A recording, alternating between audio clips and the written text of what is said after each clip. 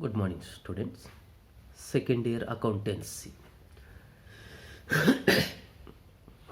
Now let us know the features of a bill of exchange. The features of bill of exchange are: the first feature, it must be in writing. So a bill of exchange should be in writing. Second one, it must contain unconditional. So it is an order. It is in the form of order. So bill of exchange is nothing but unconditional. The third one, the order of payment must be unconditional and it must contain an order, not a request to make payment. It is an order. So, fourth one, the amount of bill of exchange must be certain. Certain means you should mention the sum of money, either it may be 20,000 or 50,000 or 1 lakh or 60,000. So we should specify the sum of money. That means the total money in form of digits and numbers, and it should be in written form of sum of amount. So it must be signed by the maker or drawer of the bill. So there should be a sign by the maker.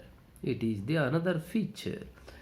The date of bill of exchange should be clearly mentioned. So there should be date, signature, sum of money, unconditional, must be in written form or it is a written document. It must be accepted by the drawee by signing on it, and we should add the word accepted. So these are all the features of the bill of exchange. And another feature is known as the amount is payable either to a certain person or to his order or to the bearer of the bill. So the amount should be paid to the particular person that who wrote the bill, or the credit sale from whom the purchases are drawn, and it may be endorsed, or to his ordered person we may pay the amount, or who bears the bill is known as the bearer. If judge came to you and asked for the payment of the bill, his judge is known as the bearer of the bill.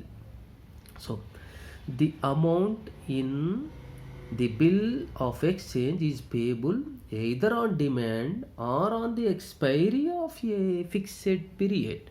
So if there is an urgency before the period, he will ask, is having a right to ask the payment to that bill, or on demand, or as usually on the expiry of a fixed period.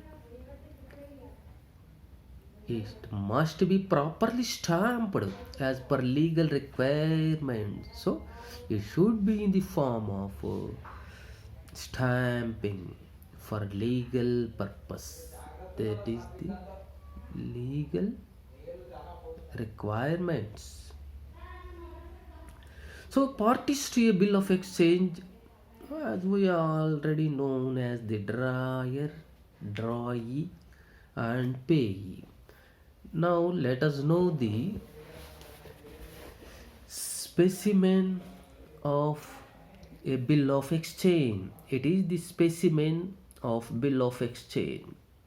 The usual form of bill of exchange is given below. U. Ramarao sells goods to M. Tirupati Naidu for rupees 50,000 to be paid 3 months after date.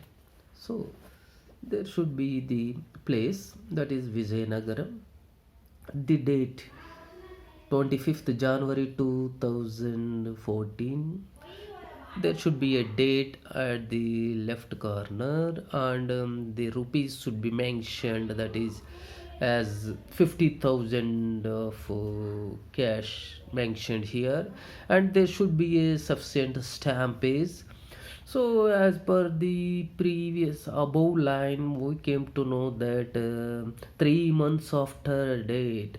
So 3 months after date, pay to me or my order the sum of rupees 50,000 only for value received. So it was accepted by M. Tirupati Naidu, and the address, as already mentioned here, is to M. Tirupati Naidu, P15, Siri Apartments, MVP Colony, Vishakhapatnam, AP, and it is signed by the maker U. Ramarao. Now let us know the advantages of bill of exchange. So uses of bill of exchange are known as the advantages of bill of exchange. So the bill of exchange helps in purchases and sales of goods on credit. So if you want on credit purchase, it is helpful. So bill of exchange is helpful for purchase of goods, and not only in the frame of purchases, and it is also useful for sale of goods on credit. Next, second one, it is legally valid document in the eyes of law. So according to the law, it is legally valid. It is a legal document. It assures a easier recovery of a bill. So in simple, it assures there should be 100% guarantee and easier form of recovery of bill. Next, third one, it acts as a source of finance. So it acts as a source of finance by discounting. So there is a discounting facility for bill of exchange. It is written and signed acknowledgement of debt. So it was written, and there is an acceptancy word, and the importance is given to the signature, and there is an acknowledgement of debit. So it fulfills all the legal affairs. It can be easily transferred by endorsement. We can easily transfer the bill and we can endorse the bill. So finally, who bears the bill is known as the bill bearer, and there should be a facility of endorsement and a transfer facility also. By drawing accommodation bills on one another, traders can raise money. So by drawing accommodation bills are useful for raise only. So there are various forms of bill to the persons. Or now let us know the various types of bills of exchange. So bills of exchange are various types.